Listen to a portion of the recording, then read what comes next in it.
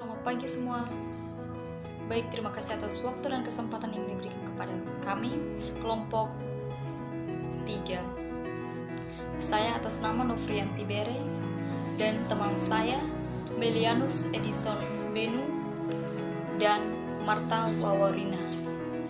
Topik kami yaitu tentang sistem peredaran darah pada manusia.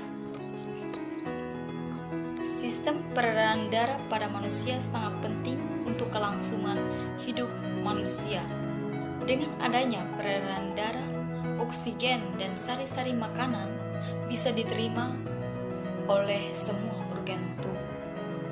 Maka kita harus memahami. Mari kita mengenal organ peredaran darah tersebut. Organ peredaran darah yang pertama adalah jantung, yang kedua pembuluh darah, yang ketiga darah. Jantung manusia terletak di dalam dada sebelah kiri. Jantung berfungsi untuk memompa darah ke seluruh tubuh, dan jantung berukuran sama seperti kepala tangan masing-masing pemiliknya.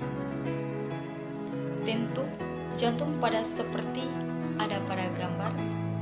Dan jika jantung kita potong membelahnya seperti berikut.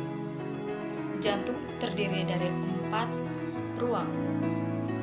Untuk lebih jelas lagi, mari kita lihat pada masing-masing ruang jantung. Yang pertama, serambi kiri. Yang kedua, serambi kanan. Yang ketiga, bilik kiri. Yang keempat, bilik kanan. Agar darah dalam ruangan jantung tidak tercampur, maka jantung mempunyai kutub yang biasanya disebut dengan katup jantung.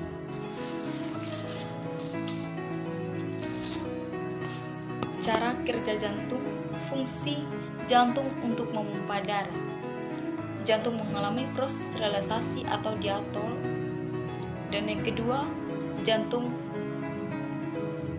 mengalami kontraksi atau sistole, di mana otot jantung menekan sehingga jantung menguncup dan letak darah masih di bilik seperti pada gambar. Jadi setiap jantung berdenyut selalu ada gerak relaksasi atau kontraksasi terus-menerus selama manusia masih hidup.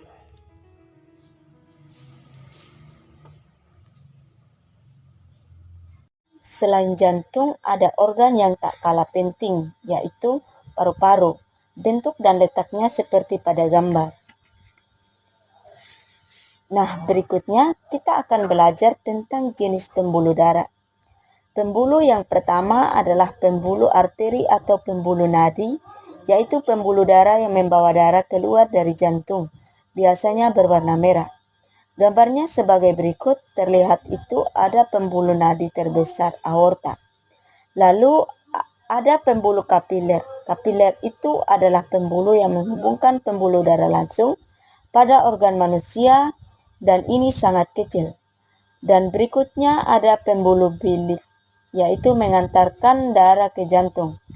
Ada pembuluh arteri pulmonalis yang mengantarkan darah ke paru-paru. Ada pembuluh vena pulmonalis yang mengantarkan darah dari paru-paru ke jantung. Berikutnya adalah proses jantung saat jantung berdenyut seperti yang dijelaskan di awal. Jantung yang berfungsi memompa darah ke seluruh tubuh. Maka beginilah cara kerjanya saat relaksasi. Bentuk jantung mengembang dan darah masih di dalam serambi kanan dan serambi kiri. Katup terbuka lalu darah menuju bilik. Saat berkontraksi, bentuk jantung menguncup dan darah mulai dipompa keluar dari jantung menuju pembuluh darah ke paru-paru dan ke seluruh tubuh, lalu kembali ke jantung lagi. Proses tersebut secara terus-menerus setiap jantung berdenyut. Pada proses peredaran darah, darah di serambi kiri menuju ke bilik kiri, lalu menuju ke pembuluh darah berkumpul sementara di aorta, lalu ke seluruh tubuh melalui pembuluh nadi atau arteri. Setelah itu mengalir melalui pembuluh bilik atau vena menuju serambi kanan dan melanjutkan ke bilik kanan, lalu menuju ke arteri pulmonalis. Di paru-paru mengalami pernapasan, lalu menuju vena pulmonalis. Proses tersebut terjadi secara terus-menerus. Jantung berdenyut. Selain jantung, ada organ yang tak kalah penting, yaitu paru-paru. Bentuk dan letaknya seperti pada gambar. Nah, berikutnya kita akan belajar tentang jenis pembuluh darah. Pembuluh yang pertama adalah pembuluh arteri atau pembuluh nadi, yaitu pembuluh darah yang membawa darah keluar dari jantung, biasanya berwarna merah. Gambarnya sebagai berikut, terlihat itu ada pembuluh nadi terbesar aorta. Lalu ada pembuluh kapiler. Kapiler itu adalah pembuluh yang menghubungkan pembuluh darah langsung pada organ manusia dan ini sangat kecil. Dan berikutnya ada pembuluh bilik, yaitu mengantarkan darah ke jantung. Ada pembuluh arteri pulmonalis yang mengantarkan darah ke paru-paru. Ada pembuluh vena pulmonalis yang mengantarkan darah dari paru-paru.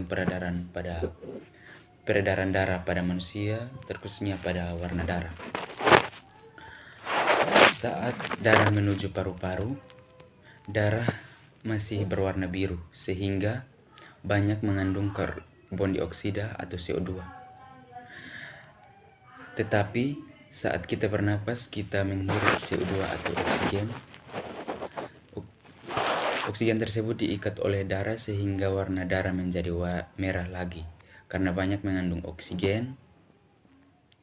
Saat itulah karbon dioksida atau CO2 dikeluarkan melalui hidung. Di saat yang bersamaan saat darah menuju ke seluruh tubuh kecuali ke paru-paru. Darah masih berwarna merah karena banyak mengandung oksigen. Tetapi setelah oksigen dan sari-sari makanan dipakai oleh tubuh, darah akan mengandung karbon dioksida atau CO2 dan akhirnya berwarna biru. Terima kasih.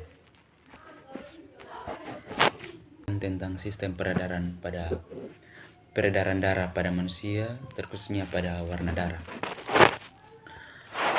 Saat darah menuju paru-paru, darah masih berwarna biru sehingga banyak mengandung karbon dioksida atau CO2. Tetapi saat kita bernapas